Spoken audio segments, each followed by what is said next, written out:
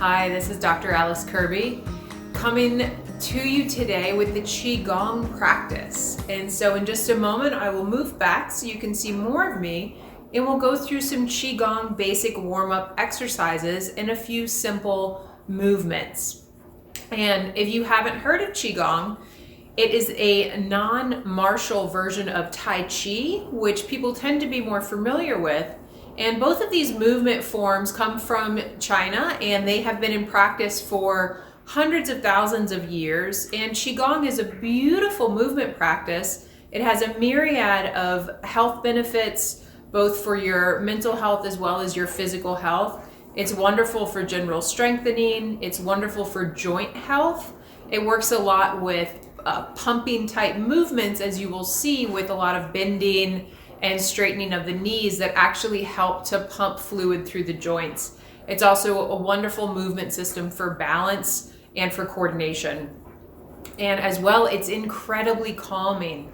So for a lot of my clients or people that I work with or my patients that have difficulty with a sitting meditation practice, but really do want to have the benefits and want to be able to calm down and have more of a focus and enjoy more of a flow state within both their movement practice and their lives, Qigong is a wonderful alternative to sitting meditation. And particularly for those of us who have jobs where we're sitting all day, a sitting practice isn't always the best route, or this is a wonderful addition to a sitting practice that you may already currently have in place. And so I'm going to go ahead and back up here. And we'll begin with some gentle Qigong warm-ups. And so the first thing we're gonna do is called tapping. And so we're going to gently make a fist, and I'm making a fist with my right hand here. It doesn't matter which arm you start with, but I am gonna start tapping up the back of my arms. My palm is pointing down, and I'm tapping up the sort of the front edge here of this arm. Tap, tap, tap, gentle tapping, not anything hard. You can come up and tap the top of your shoulder and then turn the arm so now the palm faces up and tap down the inside of the arm. And we do this for a total of 3 times on each arm, trying to hit just a slightly different place. For instance, now instead of the front edge of the arm, I'm tapping more up the direct center line. And then same thing, as I turn my palm upwards, I tap down the center of the inside of my arm. And then one more pass, this time heading for that back corner. Tap, tap, tap up the arm, and then down the inside. And then we'll move to the other side, and same thing, we start tapping up the outside. And what we're doing here is we're stimulating all of our meridians. And so Chinese medicine, acupuncture, acupressure, and Chinese theory works with the meridian system. And so we're right now providing some stimulation, some energy flow, some awakening to our 3 yang meridians that run up the outside of our arm, and 3 of our yin meridians that run down the inside of our arm. This is also helping to stimulate blood flow, circulation, heat and movement through the tissue of the arm, the skin, the muscles, and the joints. And so after we tap our arms, we can come and do a little tapping on our chest. I'm switching to fingertips, gently tapping over the lungs. You can notice if you want to automatically take a deeper breath, you can tap in the center, more the thymus area. Again, light and tapping. It should feel stimulatory, but not painful at all. Please don't have it be painful. Then we'll come back to our fists and we'll tap down the outside of our legs. With the legs, we can do both together. Gentle, gentle, gentle. If you have any conditions with excess fluid in the legs or anything where this is more painful, now tapping up the inside. Then you can use the palm of your hand and go even more softly and more gentle. I'm going to continue to use my fist. That's comfortable for me. And again, 3 passes down the outside and up the inside. One more time. Again, trying to focus on slightly different surface area each time. Down the outer back corner and up the inner corner. And then just take a pause at the top of the movement You can notice if you feel maybe a little bit more energized, or if there feels like there's more movement on the surface of your skin or in your body. And now we're going to do just a little bit of a bounce. So I'll scoot back here so you can even see my feet. I'm lifting my heels ever so slightly and just bouncing. Just a little bit of an up and down. Just allow your arms to hang. Allow your body to be soft so that you're not doing a ton of efforting with this movement. And we'll do this maybe just for about a minute. It can get a little tiring on your calf muscles. You may have noticed that already. And then we'll go ahead and bring that to a close. And so the bouncing is, again, very good for the circulatory system as well as for our nervous system. And now I'm going to show you some of my favorite Qigong exercises. Wonderful to do anytime that you need a little bit of a movement break, anytime you're feeling stressed out, or you simply want to stretch and feel a little bit better or come back to your body. And so the first movement we're going to do is called sharing sea with sky. I'm going to take a stance wider than hip width. So this is my hip width stance. I'm going to go ahead and step out on both sides. I'm going to squat down, sinking my bottom back. So if you're observing me from the side, I'm sinking back. I'm not bending really far forward, but I am coming down. And as I come down, my arms come down and gather the Qi. So we're imagining gathering Qi from the sea, pulling it up the midline of the body, inhaling up, legs straighten, torso straightens, palms turn over to face the sky, and we push up. And then exhale down, let the arms float down. Again, returning to sinking.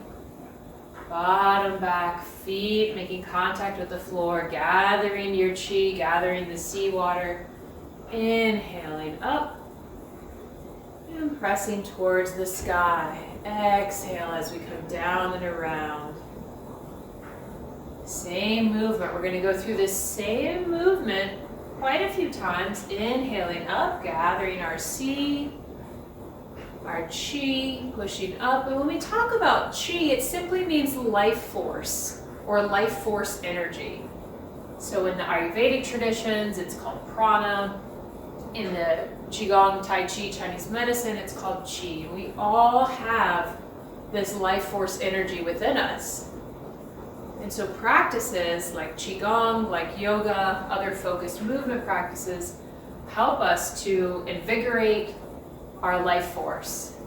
Inhaling up. Exhale, reach around.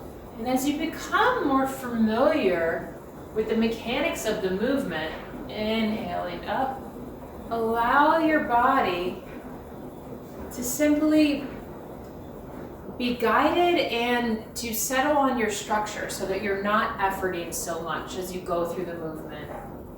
Inhaling up, palms turn, reach up, exhale, down.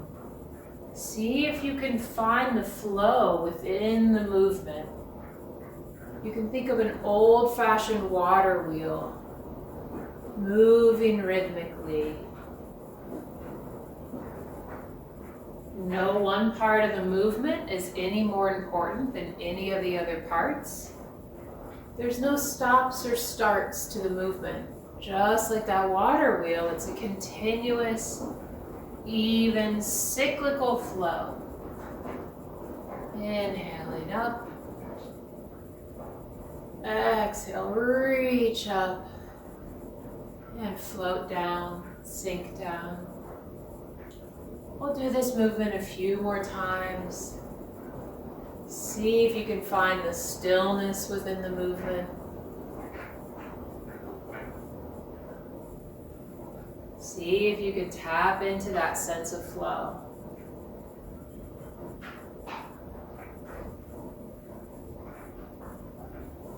And we'll do one more. Inhaling up. palms towards the ceiling. And then this time you can let your palms come back towards your lower abdomen to the area below your navel. This is called the lower dantian. And it is a place where we can store our qi. So you can even bring your palms in to this lower abdominal region and just gently hold them there or bring them close. And you can imagine any qi or life force energy that you've generated. This is an area where we store the qi.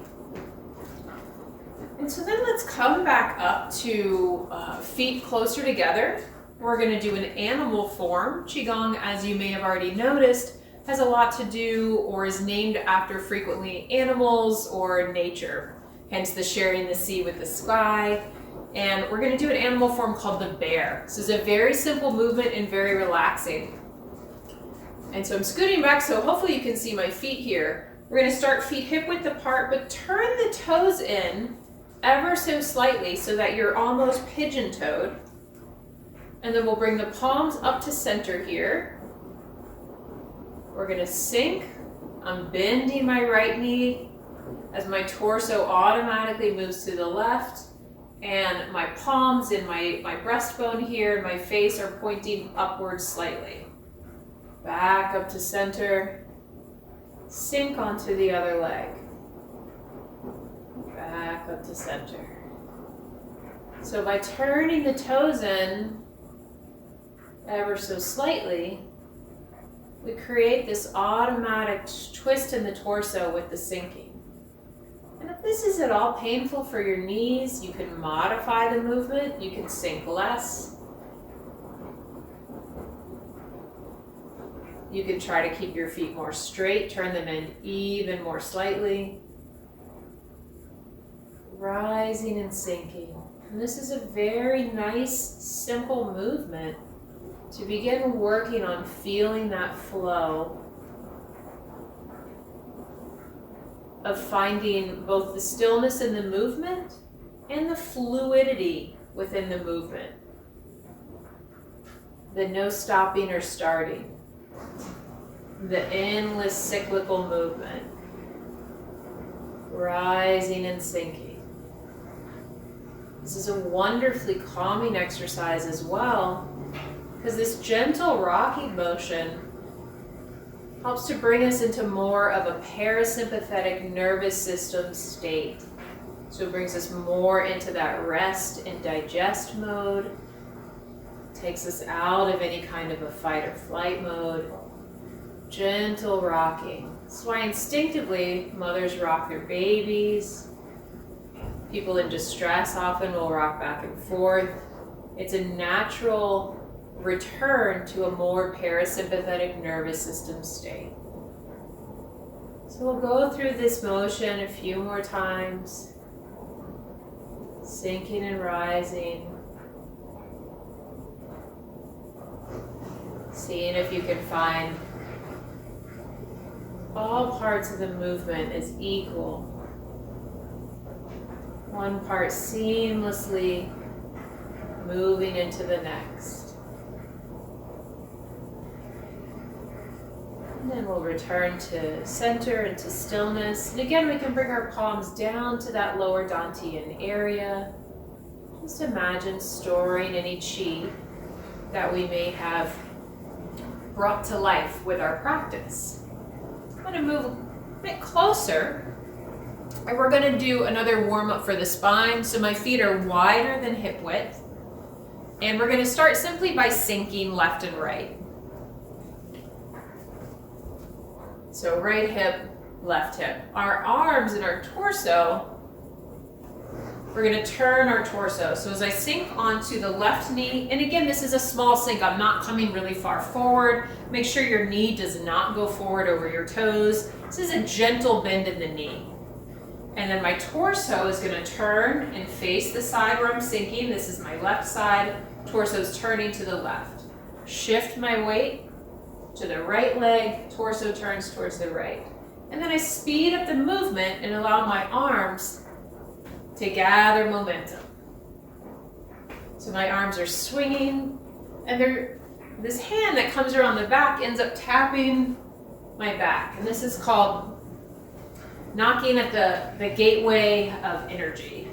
And so there's a point in the meridian system in our back here that is full of energy and life force, and we are stimulating it with this movement. We're also waking up our spine in this gentle rotational movement.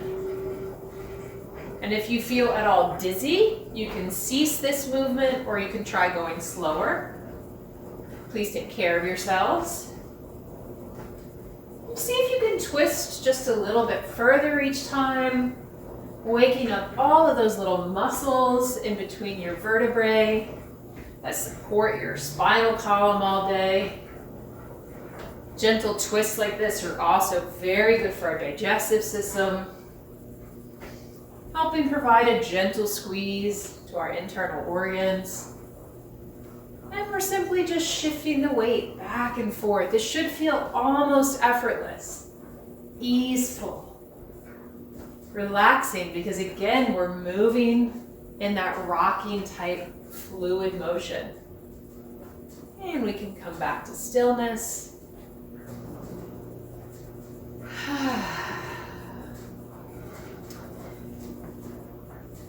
And let's do one more animal form.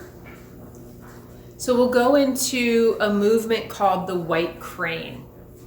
And for anyone who has seen Karate Kid, you may be familiar with that version of the white crane, and there are some similarities. So this is a wonderful exercise for our lungs. And so we will imagine the white crane, the animal, as well as we're breathing into and out of our lungs, and you can imagine a brilliant white light or white healthy fluid lung tissue. And so we'll start with feet hip width apart or maybe slightly wider. We're going to sink down. Inhale, arms come up to the either side, and then exhale, sink. Inhale, rise. Fill the lungs, exhale, sink. Blow all the air out. Inhale, rise. Fill the lungs, exhale, sink. And if you'd like to make this more complex, we can come up on one foot. So again, I'll take a little step back. Inhale, rise. Exhale, sink. Lift the other leg. Inhale, rise. Exhale, sink. And you can imagine yourself as the white crane taking flight, soaring through the skies. Exhale, sink. Inhale, rise. Exhale, sink. Rising and sinking. And if it's too much to bring your leg all the way off, you can just come up on a toe. Like I said earlier, the Qi Gong practice is wonderful for balance.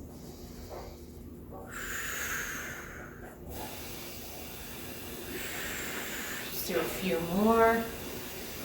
Deep, full inhalations and exhalations.